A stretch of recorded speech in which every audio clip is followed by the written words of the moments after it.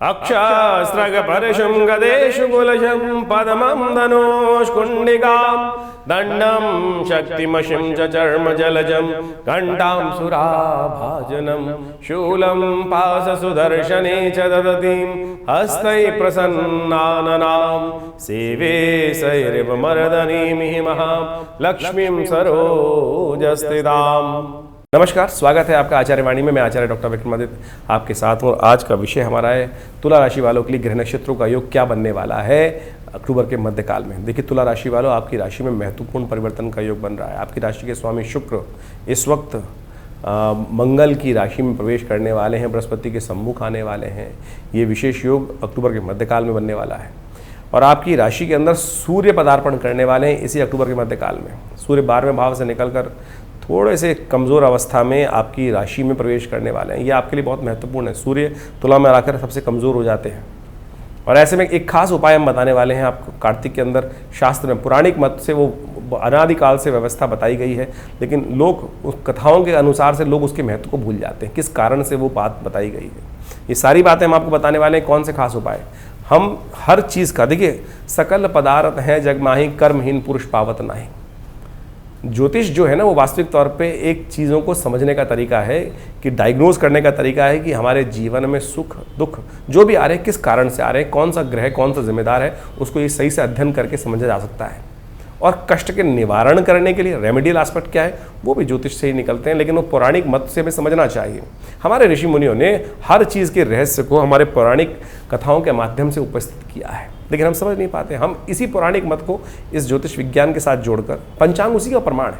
हर रोज़ पंचांग लिखता है कि आज ये उत्सव, आज ये उत्सव, ये उत्सव। उसको यदि समझ लें तो आपके कष्ट सही रूप से निकल सकते हैं। नहीं तो हम टोटकों के चक्कर में फंस जाते हैं। उल्टे सीधे ऐसे काम लोग करवाते रहते हैं कि समझे पता नहीं उसका क्या क्या अर्थ निकलता है। तो हम छोटे हैं, बड़े हैं या अबाल हैं, हमारे जीवन में क्या ग्रहों का योग है। देखिए, इस वक्त बच्चों के लिए बात करें तो सबसे पहले समझ लें, तुला राशि वालों, शनि महाराज वक्र होकर चल रहे हैं आपके बुद्धि वाले स्थान पर, संतान वाले स्थान पर। तो कहीं ना कहीं ध्यान रखना है, बहुत ज़्यादा, खासतौर पर बच्चों का ध्यान रखना है। बहुत ज़्यादा कहीं बच्चे गलत रास्ते में न चल दें, इस बात का ध्यान रखना है तुला राशि वालों को। अब समझें कि अक्टूबर के मध्यकाल में ग्रह क्या कुछ करने वाले हैं। तो सबसे पहले 11 तारीख की बात करते हैं। 11 तारीख को शुक्रवार का अवसर, अष्टमी तिथि है और उस दिन तो अद्भुत योग, नवरात्र का योग बन रहा है। अष्टमी और महानवमी का सुंदर योग पड़ रहा है। सुबह अष्टमी का सुंदर योग है, शाम को नवमी आ जाएगी, तो अष्टमी नवमी दोनों पूजी जा सकती हैं, कोई दिक्कत नहीं है। बढ़िया योग बन रहा है। हमने विवेकानंद योगाश्रम में इस शुभ तिथि में बहुत सुंदर कार्यक्रम रखा हुआ है, जो नवरात्र पर्यंत सहस्त्र चंडी महायज्ञ, नवग्रह शांति महायज्ञ चल रहा था, उसकी पूर्णाहुति रहेगी, जो शाम को 5 बजे से आरंभ होकर रात्रि में करीब 11 बजे तक भंडारे के साथ पूर्ण होगी। माँ भगवती का सुंदर सानिध्य, अति प्राचीन भगवती की मूर्ति जो आश्रम में विद्यमान है, मुल्तान से आई हुई, उनके सानिध्य में यज्ञ हो रहा है। आप भी उसमें सादर आमंत्रित हैं समस्त कष्टों को दूर करने के लिए। ग्रह परिवर्तन करके बहुत सुंदर योग बना रहे हैं। आपकी राशि के अनुसार देखा जाए तो चंद्रमा चतुर्थ भाव में एक बृहस्पति के साथ संबंध बनाकर गजकेसरी योग का निर्माण करने की स्थिति बना रहा है और ये आपके लिए विजय का योग बना रहा है, सफलता का योग दे रहा है। कई मामलों में भगवती के आशीर्वाद से कन्या पूजन जरूर कीजिएगा इस दिन। छोटी कन्याओं का 3, 5, 7 इस प्रकार की 9 ऐसी कन्याओं को भोजन अपनी सामर्थ्य के अनुसार से कराएं। जरूरतमंद बच्चों को विशेष तौर पर कुछ भगवती का भी मानकर उनका पूजन करें, लाल वस्त्र अर्पित दें, उनको दें, भोजन की सामग्री उनको दें, उनका आशीर्वाद लें। देखिए, शास्त्र में वर्णित है कि जो ये उपाय करते हैं उनके समस्त कष्ट दूर हो जाते हैं और आपकी राशि में भी बड़ा सुंदर योग बन रहा है। तो आपको तुला राशि वालों अवश्य इस प्रयोग को करके लाभ लेना चाहिए। 12 तारीख के दिन बात करें, शनिवार का अवसर, नवमी तिथि उदया तिथि के रूप में विद्यमान है। तो इस दिन महानवमी का सुंदर अवसर है ही, जो उदय तिथि के रूप में विद्यमान है। साथ साथ दशहरा भी इसी दिन बनेगा। बहुत सारे लोगों के मन में कन्फ्यूजन है कि दशहरा अगले दिन होगा, लेकिन शास्त्र के दृष्टिकोण से शाम के समय दशहरा जो योग बन रहा है दशमी का, इसीलिए रावण का दहन इसी शुभ योग में होना चाहिए शास्त्र के दृष्टिकोण से। ये दिन जो है अपराजिता पूजन का भी है और ग्रह नक्षत्र तो आपके लिए पॉजिटिव हैं। आप निर्द्वंद होकर आगे चलने का प्रयास करें, लेकिन समस्या एक शनि महाराज की है। शनि महाराज वक्र अवस्था में चल रहे हैं, तो शनिवार का दिन है, कोशिश ये करें शनि का खास उपाय करने का प्रयास करें। दशहरा है, शनिवार का दशहरा अच्छा नहीं माना जाता, लेकिन आपके शनि को अनुकूल करने के लिए हम एक उपाय बताते हैं, आपको अवश्य कर सके तो कर लीजिएगा, बहुत बढ़िया। घर में एक अपराजिता का पेड़ प्रतिष्ठित करें। अपराजिता का जो नीले रंग के पुष्प आते हैं वो अपराजिता मानी जाती है। विजयदशमी का पर्व है, अपराजिता का नीले रंग का पुष्प जो होता है उस पेड़ को यदि घर में रोपित कर लें, उसका पूजन नित्यप्रति करें। इस योग में खास उपाय भी शास्त्र में वर्णित है कि अपराजिता का पूजन किस प्रकार से किया जाना चाहिए। कहा जाता है कि नीले पुष्प अपराजिता के जो होते हैं उनको तोड़कर भगवती दुर्गा को अर्पित कर सिद्ध कर यदि पान के अंदर बनाकर बीड़ा उसके अंदर अर्पित कर दी जाए और प्रसाद स्वरूप इसको अपने घर में अपने धन वाली जगह पर रखेंगे और तो विजय भी प्राप्त होने के योग बनेंगे। तो अवश्य इस प्रयोग को करने का प्रयास कीजिए। देखिए परिवर्तन का बहुत सुंदर योग, ये शुभ योग लेकर आया आपके लिए, अच्छा रहेगा। और शनिवार की जो शनिवार युक्त दशहरा ये संसार के लिए ठीक नहीं है, क्योंकि आगे आने वाले समय में ग्रह परिवर्तन की तरफ जा रहे हैं। शुक्र भी 13 तारीख को परिवर्तन करके जा रहा है बृहस्पति के सम्मुख, ये विश्व में अशांति फैलाएगा। शनिवार का जो प्रभाव योग पड़ रहा है, शनिवार और दशहरा, ये भी अशांति बढ़ाने की योग दे रहा है। खैर आपके ग्रह जो कह रहे हैं वो भी आप समझ लें। 13 तारीख को रविवार का अवसर, दशमी तिथि विद्यमान है वृश्चिक राशि में, सुबह 6 बजे जो परिवर्तन करके जा रहे हैं शुक्र, ये जो महत्वपूर्ण योग बना रहे हैं ये आपके लिए खास तौर पे समझने का है। ऐसे में विशेष तौर पर आप इस योग को दूर करने के लिए अपने खास तौर पे एक काम करें, हो सके तो छोटी कन्याओं का पूजन कर लिया करें। छोटी कन्याओं को कुछ भोजन इत्यादि पदार्थ जब तक शुक्र यहाँ रहे दान कर दिया कीजिए। ये आपके लिए धन ऐश्वर्य का योग सुंदर बनाता दिखाई देगा। ये सुंदर उपाय हम आपको बता रहे हैं। ग्रह परिवर्तन करके चंद्रमा भी आपके पंचम भाव में जा रहे हैं, ये आपके लिए 2-3 दिन विजय देने के योग बनाते दिखाई देंगे, आपके लिए लाभ के योग बनाते दिखाई देंगे। तो ऐसे में सर्वार्थ सिद्धि योग भी विद्यमान है। कोशिश ये करें नया कोई कार्य आरंभ करना हो, दशमी तिथि का लाभ ले सकते हैं, तो इसमें सर्वार्थ सिद्धि योग का सुंदर रास्ता बनता दिखाई दे रहा है। 14 तारीख मंगलवार का सोमवार का अवसर, एकादशी और द्वादशी तिथि का योग है। एकादशी थोड़ी देर विद्यमान है, उसके बाद द्वादशी क्षय हो रही है, यानी अगले दिन सूर्योदय तक द्वादशी नहीं रह पाएगी। तो ऐसे में ग्रह नक्षत्रों के दृष्टिकोण से समय आपके अनुकूल बनते दिखाई दे रहे हैं, लेकिन थोड़ी महत्वाकांक्षा कहीं ना कहीं फंसा सकती है। ओवर एम्बिशियस होकर काम ना करें। कोई बड़ा काम आपके हाथ में आ रहा हो तो उस पर ज़्यादा खर्च कर दें और लालच में ज़्यादा फंस सकते हैं। इस बात का ध्यान रखते हुए कार्य करिएगा। जो शेयर इत्यादि में काम कर रहे हैं वो आने वाले समय में थोड़ा बहुत सोच समझ के काम करने की ज़रूरत है। जल्दबाजी में कोई निर्णय लेना, कहीं लालच में फंस कर निर्णय लेना कहीं ना कहीं नेगेटिव हो सकता है। इस बात का ध्यान रखते हुए कार्य करें। भगवान विष्णु की उपासना, पापंकुशा एकादशी। देखिए जीवन में जो कष्ट होता है ना, वो कहीं ना कहीं हमारे दुष्कर्मों की वजह से होता है। उन पापों को, उन गलत चीज़ों को पुण्य में परिवर्तित करने का ये दिन है। इस दिन बड़ी श्रद्धा के साथ क्या करें, एक गंगा जल का थोड़ा लें तांबे के पात्र में, उसमें थोड़ा गंगा जल डालें, उसमें थोड़ा तुलसी दल डालें, चंदन डालें, केसर डालें और कपूर इत्यादि डालकर उससे भगवान का अभिषेक करें, भगवान शालिग्राम जी का, फिर चरणामृत ग्रहण करें। इससे आपके कष्टों को दूर होगा और साथ साथ ये उपाय बड़ा श्रेष्ठ। ओम नमो नारायण इस मंत्र का 108 बार जप करना भी संपूर्ण रूप से आपके लिए कल्याणकारी रहेगा, कष्टों को दूर करने वाला रहेगा। बात कर लेते हैं 15 तारीख की। 15 अक्टूबर के दिन मंगलवार का अवसर है और साथ साथ उस दिन भौम प्रदोष का योग बन रहा है। ग्रह नक्षत्रों में परिवर्तन की स्थिति बन रही है। सुबह आपके लिए अच्छी दिखाई देती है, लेकिन शाम के समय थोड़ा सा स्वास्थ्य के मामले में कष्ट होने के योग बनते दिखाई देंगे।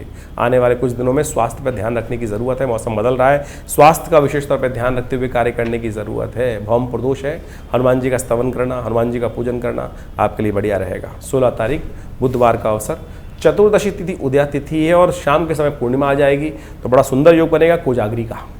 ये कोजागरी का जो व्रत है वो विशेष तौर पर बड़ा ही शुभ माना जाता है, कष्टों को दूर करने वाला माना जाता है, महालक्ष्मी कृपा प्राप्त करने वाला माना जाता है। और साथ साथ शरद पूर्णिमा की भी रात है। ग्रह नक्षत्रों के दृष्टिकोण से समय जो है विशेष तौर पर ध्यान रखने का है।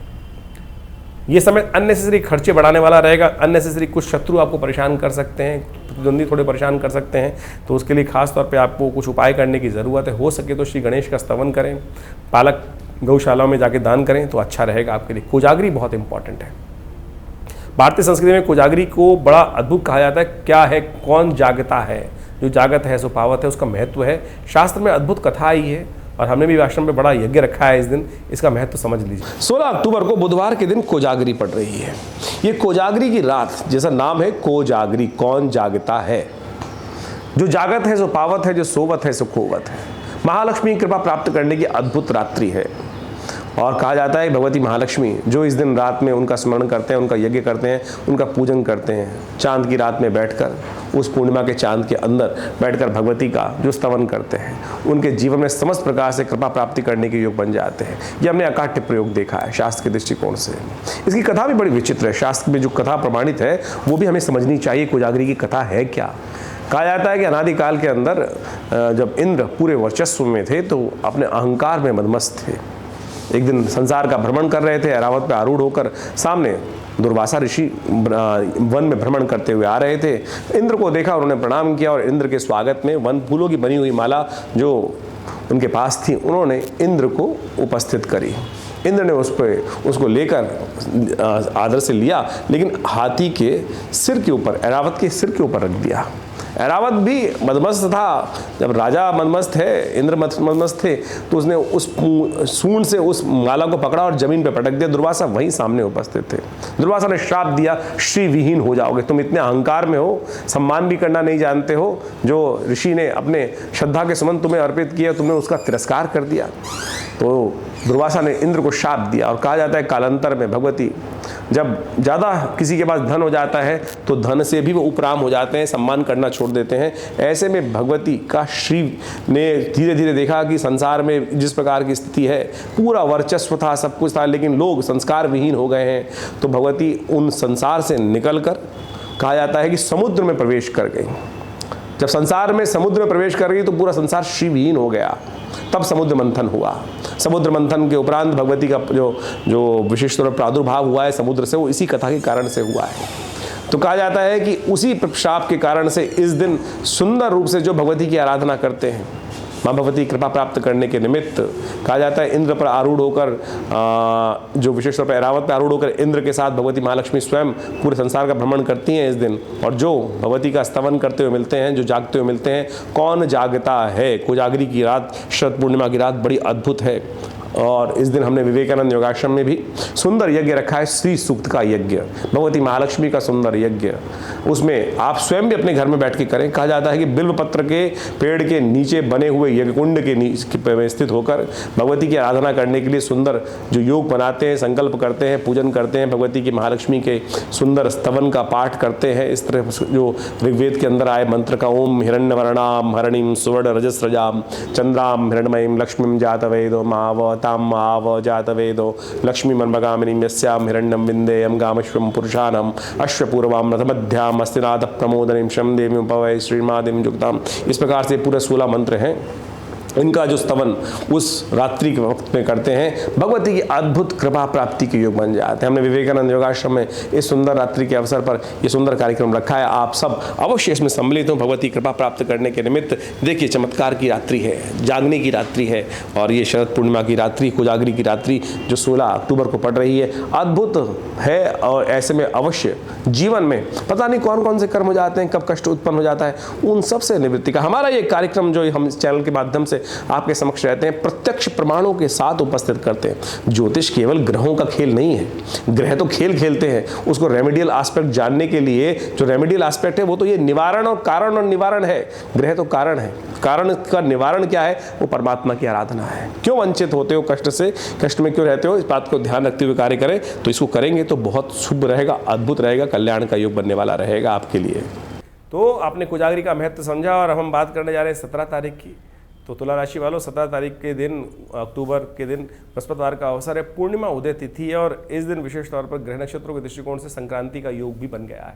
सूर्य परिवर्तन करके तुला राशि में जा रहे हैं और आपके 12वें भाव से निकल कर लग्न में आ रहे हैं। थोड़ा सा मनोविचार जो है, देखिए तुला राशि में जाके सूर्य जो होते हैं बड़े कमज़ोर हो जाते हैं, और सूर्य जो है वो उग्रता भी प्रदान करेंगे, क्योंकि बहुत सारे आपके ग्रह के दृष्टिकोण से इन दिनों सूर्य जो है आपके कार्तिक के महीने में कहा जाता है सबसे क्षीणस्थ अवस्था में होते हैं। तो ऐसे में ध्यान रखना, थोड़ा विचारों में थोड़ा सा तेजी आने के योग बन सकते हैं, छोटी छोटी बातों में अननेसेसरी क्रोध उत्पन्न होने के योग बन सकते हैं। तो ऐसे में आपको अवश्य सूर्य का उपाय करना चाहिए।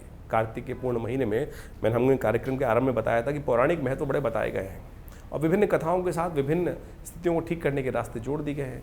कार्तिक में सबसे ज़्यादा पुण्य बताया गया है सूर्य उदय से पहले स्नान करने का। कार्तिक स्नान शास्त्र में वर्णित है ना, पूरे 30 दिन विशेष तौर पर इसका महत्व कहा गया। कारण ये था कि सूर्य उदय से पहले स्नान कर कर व्यवस्था बनाओगे तो सूर्य उदित होते सूर्य को जल दोगे, और कार्तिक में सूर्य नीच के हो जाते हैं, और उससे क्या होता है कि आपके आत्मबल, सूर्य आत्मा के बल देते हैं, मनोबल देते हैं, कीर्ति को बढ़ाते हैं, और वो कमज़ोर हो जाएंगे तो ग्रह नक्षत्र दृष्टिकोण से और आपकी राशि के अनुसार से तो बहुत ज़रूरी है तुला राशि वालों के लिए उपाय।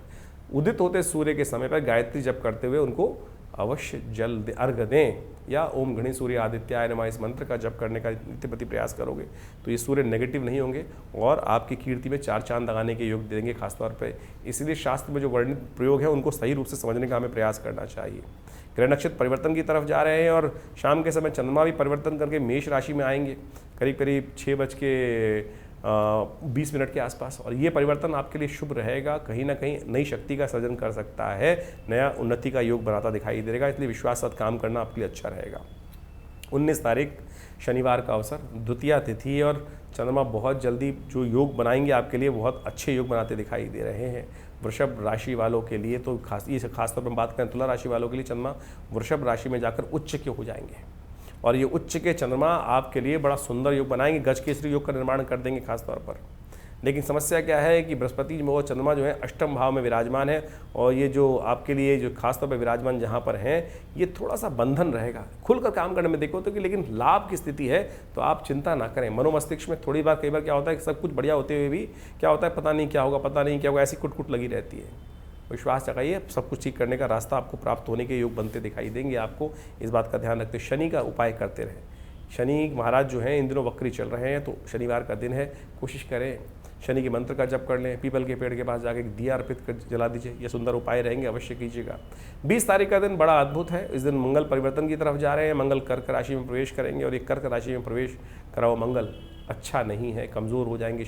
देखिए सूर्य भी कमज़ोर नीच के, मंगल भी कमज़ोर अवस्था में, बृहस्पति वक्री और साथ साथ शनि भी वक्री, ये सारे ग्रहों का योगा योग जो है पूरे विश्व में कहीं ना कहीं बहुत उठापटक का योग बनता दिखाई दे रहा है। बहुत सारे गलत लोग दुस्साहस गलत दिशा में करते दिखाई दे रहे हैं, तो ऐसे में ध्यान रखिएगा, अपने मानसिक तौर पर ठीक रखने का आपको प्रयास करें। करवा चौथ का दिन पड़ रहा है, ये विचारों को ठीक करने का दिन है, अशुभ को दूर करने का दिन है।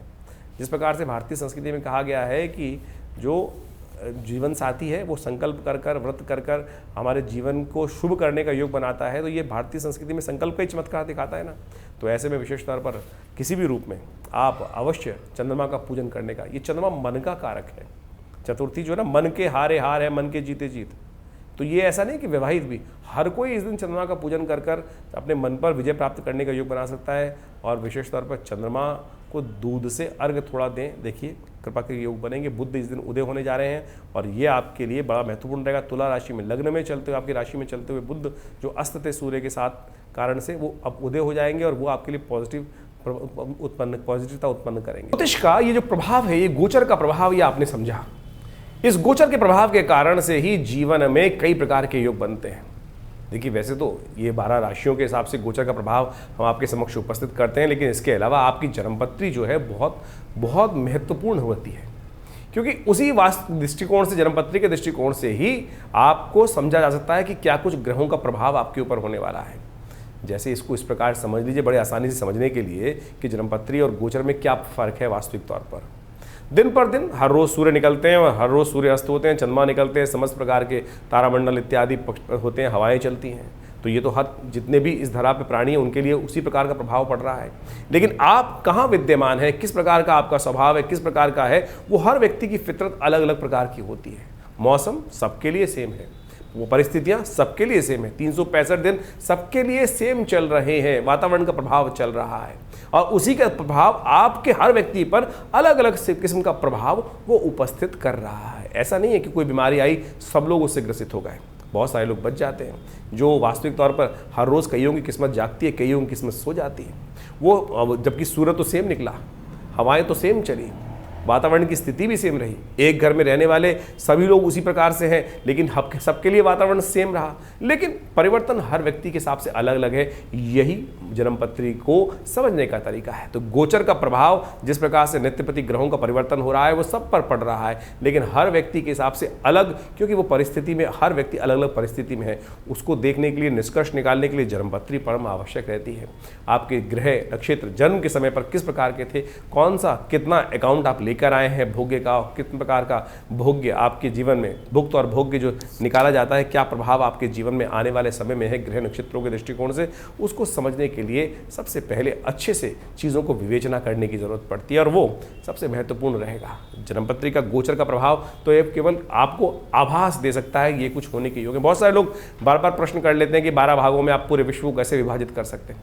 देखिए उसका प्रभाव है ना, तो मैंने आपको समझाने का जो हमने प्रयास किया है उसको आप अच्छे से समझ सकते हैं। इसमें तर्क कुतर्क करने की खास कोई ज़रूरत नहीं है। तो जो समझना चाहते हैं वो इसका प्रभाव ले सकते हैं, जो समझना चाहें उसका लाभ लेना चाहें ज्योतिष की गणनाओं का, तो उनके जीवन में उसका प्रभाव वो स्वयं महसूस कर सकते हैं। तो हमने इसके ऊपर बहुत वृहद रूप से वर्णन करने का प्रयास किया है और समय समय पर हम आपके समक्ष उपस्थित रहते हैं।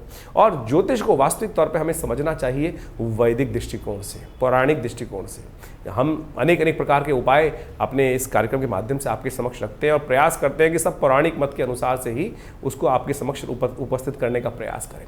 ऐसे नहीं कि टोटके कुछ ही बता दिए और टोटके अनुसार से। आज बड़ी विचित्र स्थिति है, हर कोई ज्योतिष के दृष्टिकोण से जो लोग उपस्थित हैं वो टोटकों के अंदर समस्त ज्योतिष को निपटा देना चाहते हैं, समस्त गणनाओं को निपटा देना चाहते हैं। और हमने पंचांग के साथ मिलाकर पंचांग के अंतर्गत जो विभिन्न त्यौहार है, विभिन्न प्रकार के उत्सव आते हैं भारतीय संस्कृति में, उनका महत्व किस कारण से हमारे ऋषि मुनियों ने रखा है, वो पौराणिक कथाएँ क्या है, किस प्रकार से कार्य किया जाता है, तो ये सब आपको अच्छे समझने की ज़रूरत है, तब आप इसका पूर्ण लाभ ले सकते हैं।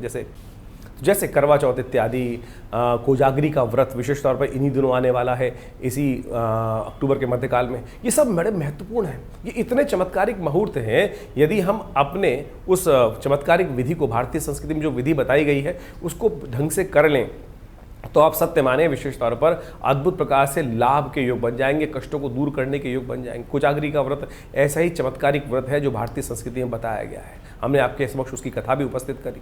और सत्य मान लीजिए कि यदि आप इस कोजागरी के व्रत पर सही रूप से शास्त्र के दृष्टिकोण से जो प्रोसेस बताया गया है उसको नित्यपति उस दिन कर लें, उस कोजागरी की रात पर, तो आप देखिएगा भगवती कृपा अद्भुत रूप से आपके जीवन में। देखिए, हम सब कर्म के अनुसार, कर्म प्रधान विश्व रचा का, मैं और आपके जीवन में जो कुछ घटनाएं घट रही हैं, किसी के कारण से भी किसी के जीवन में भी घट रही हैं, वो सब कर्म के कारण ही है। चाहे वो अभी के कर्म है, चाहे पूर्व जन्म के कर्म है, या मनसा वाचा किसी प्रकार के कर्म है। तो आप समझें, जो जीवन में हमको पुण्य मिल रहे हैं वो भी हमारे शुभ कर्मों के हिसाब से मिल रहे हैं, जो दुख मिल रहा है वो भी कहीं ना कहीं अशुभ कर्म जो हुए उनके कारण से मिल रहे हैं। तो उन्हीं को प्लस माइनस करने के लिए ये विभिन्न पुण्य काल जो शास्त्र में वर्णित हैं, प्रयोग शास्त्र में वर्णित हैं, उनको समझते हुए हमें करने का प्रयास करना चाहिए। और हम उसी मत से अपने इस चैनल के माध्यम से आपके समक्ष उन सब तथ्यों को उपस्थित करने का प्रयास करते हैं। जो समझने वाले समझ गए, जो ना समझे वो उनके ऊपर है। विशेष तौर पे हम तो शास्त्र के दृष्टिकोण से जो जिस प्रकार के परिवर्तन का योग बन रहा है वो आपके समक्ष उपस्थित कर रहे हैं। और विवेकानंद योगाश्रम जो हमारा संस्थान है, पिछले करीब 50 सालों से, 60 सालों से लगातार इस क्षेत्र में, आध्यात्म के क्षेत्र में, धर्म के क्षेत्र में और विभिन्न चिकित्सा के क्षेत्र में कार्य कर ही रहा है। आश्रम में नित्यपति, जैसा हमने आपको कई बार बताया, अवगत कराया है कि 8 घंटे नित्यपति यज्ञ चलता है। भगवती दुर्गा का चमत्कारिक शिव विग्रह उपस्थित है जो 500 साल पुराना है, और वो विशेष तौर पर मुल्तान से आज़ादी के समय पर हमारे इस आश्रम पर पधारा, और वो उन्हीं के सानिध्य में आज ये समस्त कार्य आश्रम पे किए जाते हैं। एक बहुत बड़ा प्राकृतिक चिकित्सा योग का अस्पताल है जो भारत सरकार के पैनल पर है, दिल्ली गवर्नमेंट के पैनल पर है। और योग, प्राकृतिक चिकित्सा, आयुर्वेद इत्यादि के संबंध में सुंदर रूप से हम लगातार उन सब संबंधों में चिकित्सा सुविधाएँ वहाँ उपस्थित करते हैं। विभिन्न आश्रम की पुस्तकें हैं जिनके द्वारा से हमने जो शोध संस्थान से के माध्यम से किया, उन सबको उसमें विशेष तौर पर उपस्थित करने का प्रयास किया। चाहे वो मंत्र के संबंध में हो, चाहे वो यंत्र के संबंध में हो, चाहे वो मुद्राओं के संबंध में हो, चाहे वो यज्ञ इत्यादि के संबंध में हो, भारतीय संस्कृति के संबंध में हो, कुंडली महाविज्ञान, योग विज्ञान, इन सब पर विभिन्न पुस्तकें हमारे आश्रम से प्रकाशित हैं। और वो सब भी आप आश्रम से जुड़कर प्राप्त कर सकते हैं। और हर रोज़ जो कार्यक्रम चलते हैं विभिन्न प्रकार के, उनमें भी हम आपको साथ निमंत्रण देते ही रहते हैं। रविवार को एक विशेष कार्यक्रम होता है जो करीब सुबह 8 बजे से लेकर 11 बजे तक रहता है। भंडारे की सुंदर व्यवस्था रहती है। आप सब इन समस्त कार्यक्रमों से जुड़ेंगे तो आनंद रहेगा, और आश्रम के साथ जुड़कर आप भी अपने भाग्य को चमका सकते हैं।